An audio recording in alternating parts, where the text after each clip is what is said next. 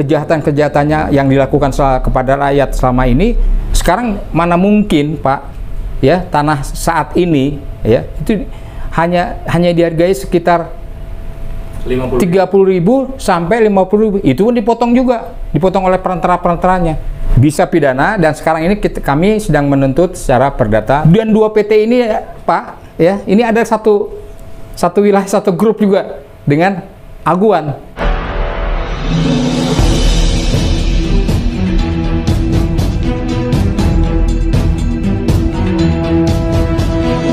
Saya Yani Muhammad, driver online Depok.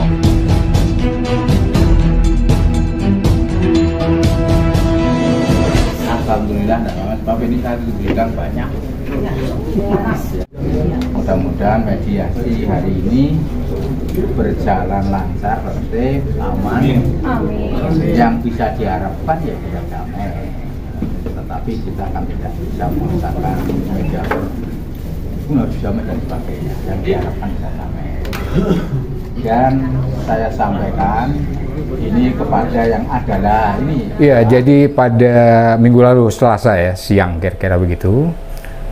Betul, itu dilanjutkan dengan agenda tentang PIK 2 ya Pak ya, PSN PIK 2 begitu. Kasusnya yaitu menyangkut Aguan dan kawan-kawan kira-kira begitu. Nah, minggu lalu kita masih melanjutkan proses mediasi itu, kan begitu, agenda mediasi, dan dilakukan di Pengadilan Negeri Jakarta Pusat. Dan tampaknya karena ada 1-2 orang kuasa hukum dari pihak Aguan dan pihak Hartarto begitu Pak ya, kira-kira seperti itu, mereka mengatakan bahwa oke lah, kepada pihak-pihak atau pendukung atau para pihak yang ikut serta di dalam atau kuasa hukum ya, dan timnya, tim kita sebagai publik begitu tentunya, itu kalau bisa tidak turut serta Pak, dalam arti merekam atau memoto atau apapun itu ya selama dalam persidangan mediasi. Tentu hal ini memicu gitu, memicu tadi yang Bapak ya dibilang, memicu pertentangan ataupun keributan di situ dalamnya. Nah, awalnya dari situ Pak. Di samping itu juga di dalam persidangan itu, proses persidangan itu juga kita mempersoalkan yang nggak serius, yaitu bahwa dalam suatu hukum acara sidang mediasi itu Pak, itu diharapkan ya Pak, dan bukan diharapkan lagi, tapi para pihak ya, baik penggugat maupun tergugat itu bisa dihadirkan secara langsung Pak. Nah, kita dari pihak penggugat yaitu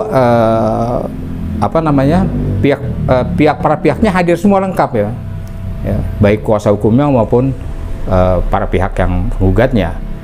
Sementara 2 kali kehadiran mereka dari pihak tergugat itu tidak juga bisa menghadirkan pihak-pihak yang kita gugat. Itu ada sekitar 8 tergugat lah kira-kira begitu, yang tidak bisa menghadirkan secara langsung, baik termasuk Joko Widodo juga, mantan presiden itu, ya kan begitu Pak.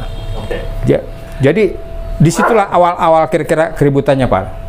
Ya, seperti kita ketahui dan terbuka secara umum di publik ya, kasus proyek strategi nasional atau kita biasa sebut PSN, dia ini terkait dengan proyek Pantai Indah Kapuk 2 kan begitu Pak, karena ini jilid kedua.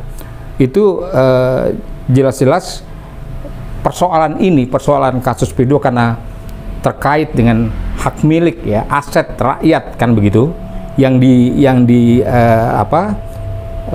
diperlakukan secara semena-mena ya oleh Aguan dan kroni-kroninya seperti itu. Inilah yang menjadi dasar kita melawan itu Pak, begitu ya.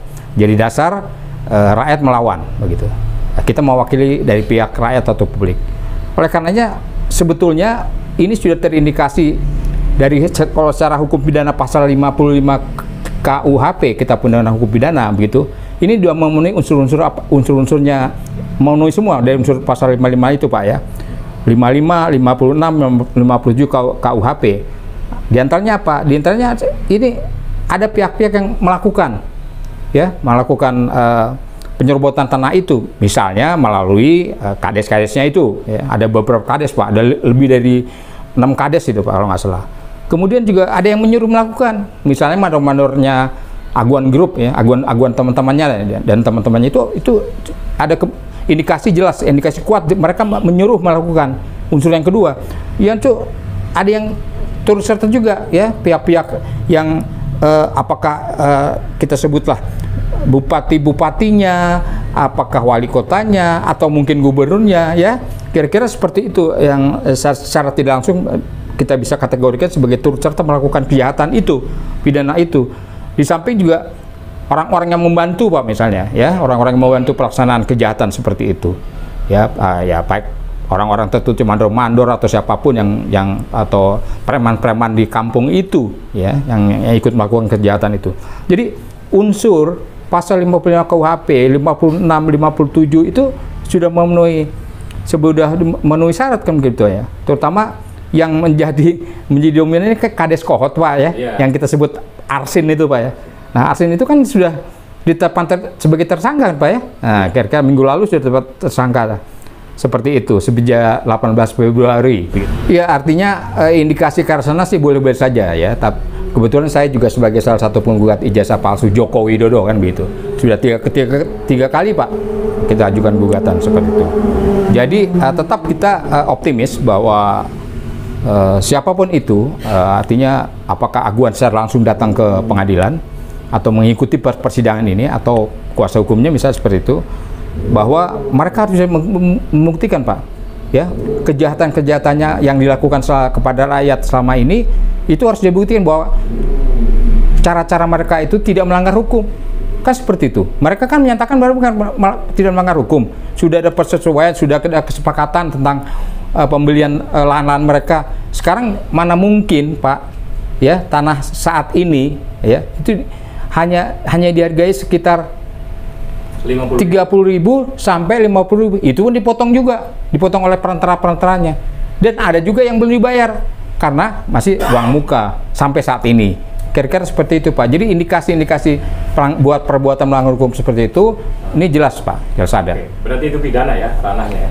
Bisa pidana, dan sekarang ini kami sedang menuntut secara perdata. Oleh karenanya, kami sebagai tim penggugat begitu Pak, ya, nanti di perdata kita akan ungkapkan sedemikian rupa bahwa ada pihak-pihak lain yang katakanlah atasannya begitu, yang tadi kami sebutkan, apakah dia ikut melakukan, apakah dia menyuruh melakukan, ataukah turut serta melakukan begitu Pak, termasuk yang membantu, ya, sesuai yang pasal 55 KUHP itu, kita akan buktiin bahwa itu ada pihak-pihak yang seperti itu terlibat. Sekarang ini yang ditetapkan sebagai tersangka baru 4 orang Pak. 4 orang yang bagian tingkatan level bawah, ya, yaitu kades kohot, kemudian sekretaris kepala desa, dan inisial CP, SP, dan CE. Dan itu saya yakin itu sekitar desa kohot saja. Nah, dan tidak tertutup kemungkinan seperti yang dilansir oleh beberapa media bahwa ada kemungkinan desa-desa yang terlibat itu sampai 19 Pak.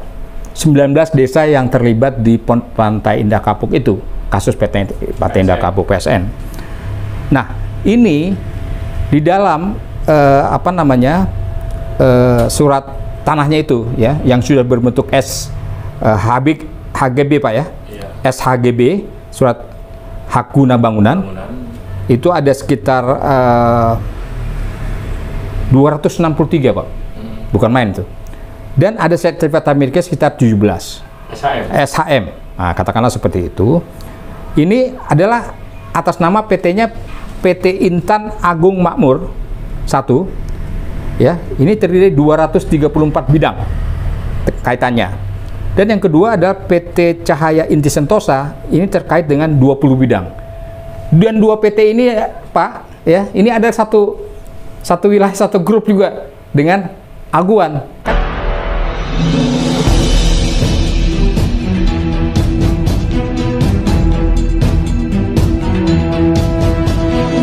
Saya Yani Muhammad, driver online Depok.